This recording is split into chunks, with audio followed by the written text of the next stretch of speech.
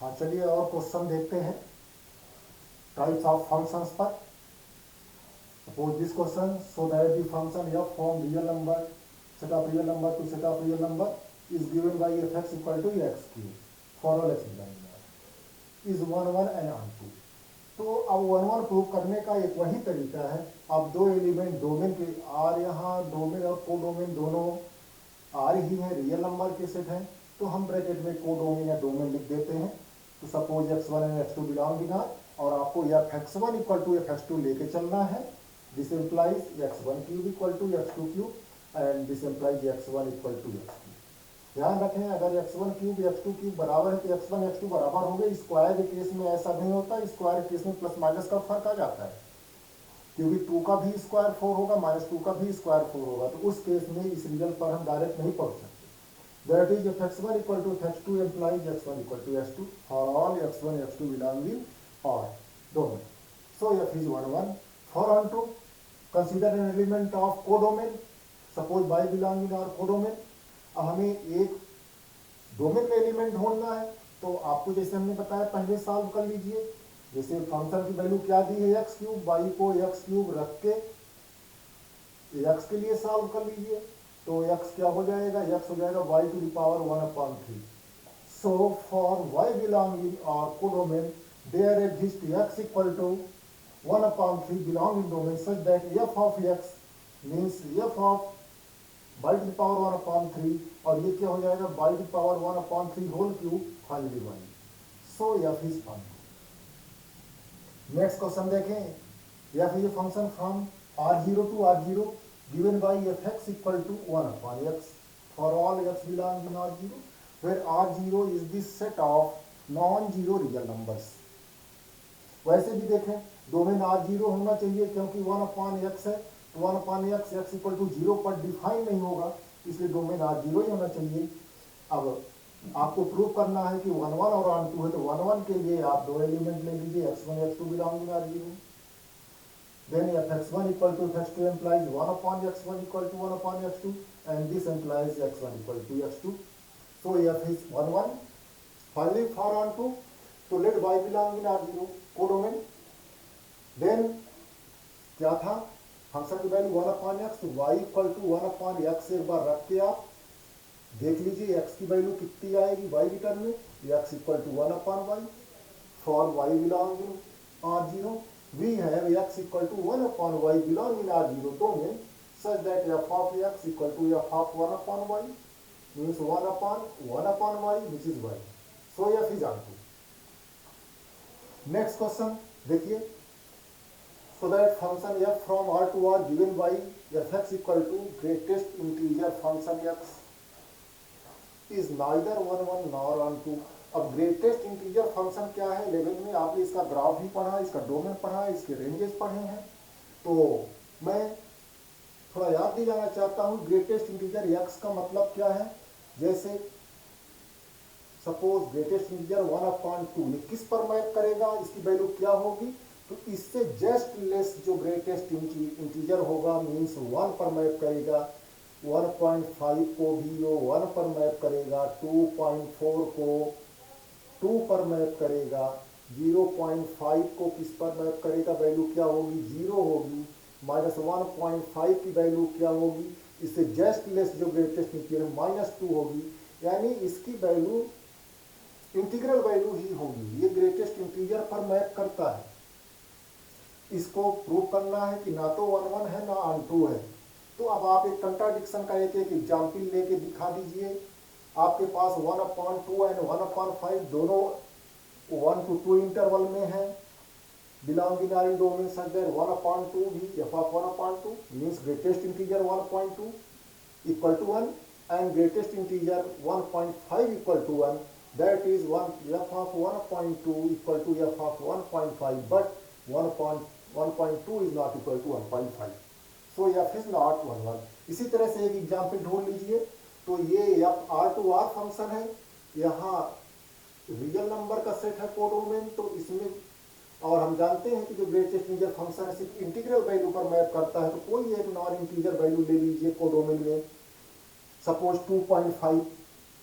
Since f from R to R does not attain the non integral values so for 2.y की जगह हमने 2.5 ले लिया, belong in R codomain, there exist no any element x belong in R such that f(x) equal to 2.5, यानी f(x) की value x की किसी value के लिए f(x) 2.5 नहीं होगा, so f is not onto, hence f is neither 1 1 nor on 2. Next question, prove that f from R to R given by f(x) equal to mod of x is neither 1 1 nor on 2, यानी modulus function 1 और on 2 नहीं होता है। तो यहाँ भी example देखें, आप जानते हैं ये रियल नंबर के सेट हैं दोनों, लेकिन जब मॉडुलस फंक्शन हम निकालेंगे तो वो पॉजिटिव वैल्यू देगा, यानी पॉजिटिव रियल नंबर से ही मॉडुलस में आता, निगेटिव नहीं आता। तो अब इस केस में हम देखें कि हमारे पास कई ऐसे रियल नंबर्स हो जाएंगे, सपोज -2 और 2 डोमेन में, सच दैट f -2 2 होगा एंड f2 भी 2 होगा, that is f -2 equal to f2, but -2 is not equal to 2, so f is not 1 1। On 2 के लिए आप कोई भी नॉन निगेटिव वैल्यू कोडोमेन में ले लें, कोई भी निगेटिव वैल्यू कोडोमेन की ले लें, since f does not attains the negative values, so for -2 belong in R there exists no any element in domain such that f(x) equal to -2, so f is not on 2, that is f is neither 1 1 nor on 2.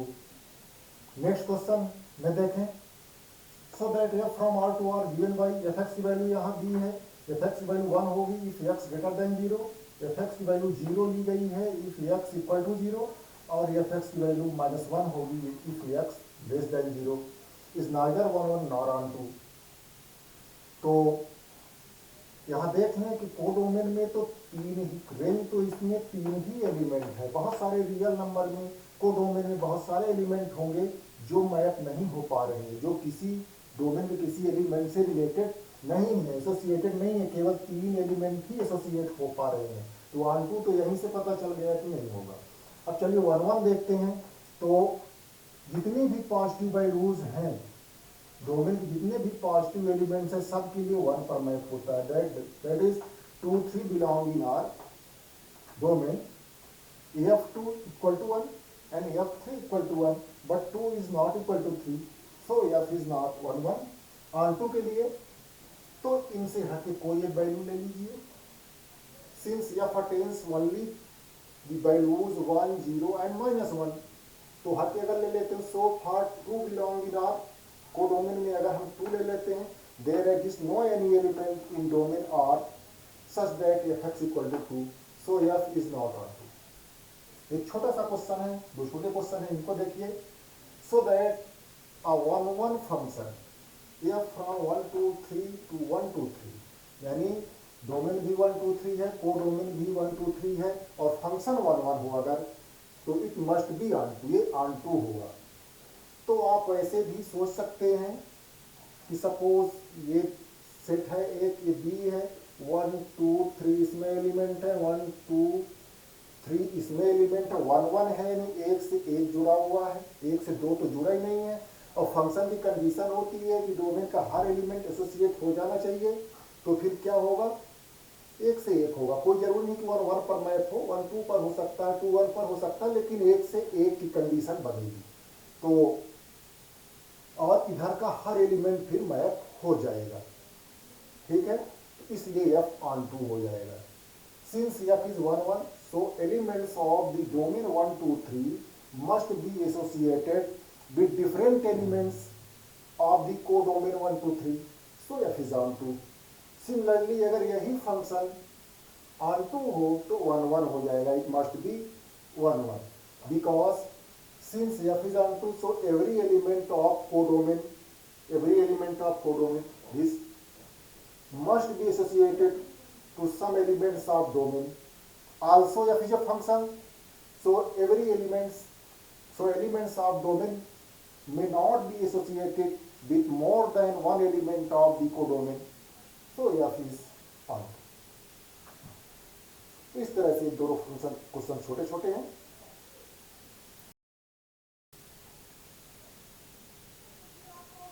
Next question देखें। So that the function f from n to n, natural number के set से natural number के set पर function है, given by f n equal to n plus one upon two if n is odd. अगर n odd है तो उसकी f n की value n plus one upon two से निकालना है और एन बाई टू से निकालना होगा if n is even. Is not one one but on, ये वन वन नहीं है लेकिन ऑन टू है। तो वन वन तो देखिए अगर आप वन और टू बिलोंग इन एन ले लें, n means domain, here n is domain, then F1 कितना होगा, ऑड है वन तो इससे निकलेगा one plus one upon two means one, और F2 टू इवन है तो यहां से निकलेगा two upon two one. That is F1 equal to F2 but one is not equal to two, so F is not one one. अब let M belong in M, codomain में M ले लीजिए। Case first if M is odd, अगर M odd है तो odd case में आप M को इसके इक्वल लिख के n के लिए सॉल्व कर लीजिए। 2m equal to n plus one means n equal to 2m minus one. So take n equal to 2m minus one belong in n domain such that f of n equal to f of 2m minus one and this will be equal to हम here 2m minus one plus one upon two equal to m। पहले case में onto हो गया, दूसरे case में if f is even, तो even के case में आप m को n बाई टू के इक्वल लेके n की वैल्यू देख लीजिए, n आ जाएगा 2m। So we have n equal to 2m belong in n domain में such that fn equal to f of 2m and f of 2m is even, 2m upon 2 equal to m, so f is on to.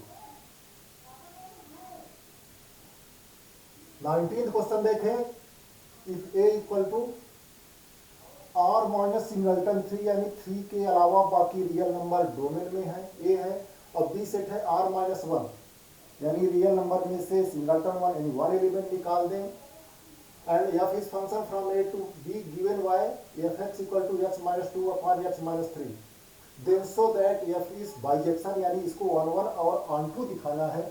तो one one के लिए आप x1 x2 दो element set a में ले लीजिए and fx1 equal to fx2 implies x1 minus two upon x1 minus three from here and f2 minus two upon x2 minus three. यहाँ से आप क्रॉस मल्टीप्लीकेशन कर लीजिए x1 minus two x2 minus three और x1 minus three x2 minus two, और इसको expand कर लीजिए इस तरह से।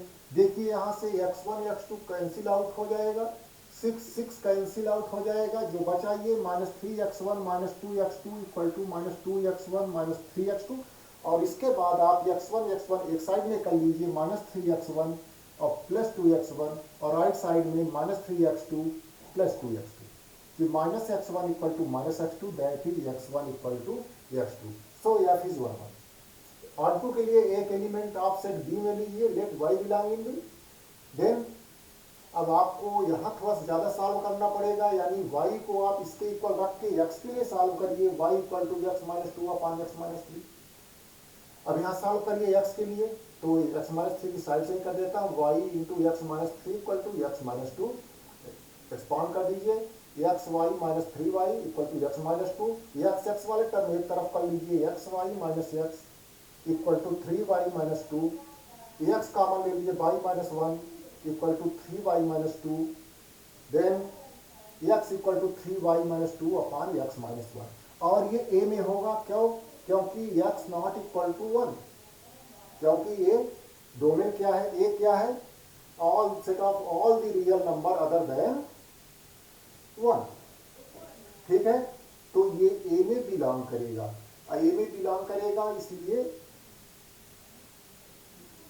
सो एफ इज ऑन टू। अब इसके बाद आप चाहें अगर ये न शो करना चाहें तो आप एफ एक्स लेके चलें, और एफ एक्स की value f of three y minus two upon x minus one, और फिर ये वैल्यू अप्लाई करें इस फार्मूले से, तो आप सॉल्व करेंगे तो आपकी वैल्यू क्या आ जाएगी, y आ जाएगी, सॉरी यहाँ y माइनस वन होगा, ठीक है, y माइनस वन होगा, ठीक है, तो है ना, और y वन के इक्वल नहीं हो सकता है, क्योंकि ये जो सेट है r माइनस सिंगलटन वन है, वहां से हो जाएगा। इसको अगर आगे आप सॉल्व करेंगे तो y मिल जाएगा, तो या फांटू बोलते हैं, लेकिन अगर ये सोल्यूशन आपने दिखा दिया है तो आपको आगे ये करने की जरूरत नहीं है। तो इस तरह से आप और क्वेश्चन ढूंढें और उनको सॉल्व करने की कोशिश करें।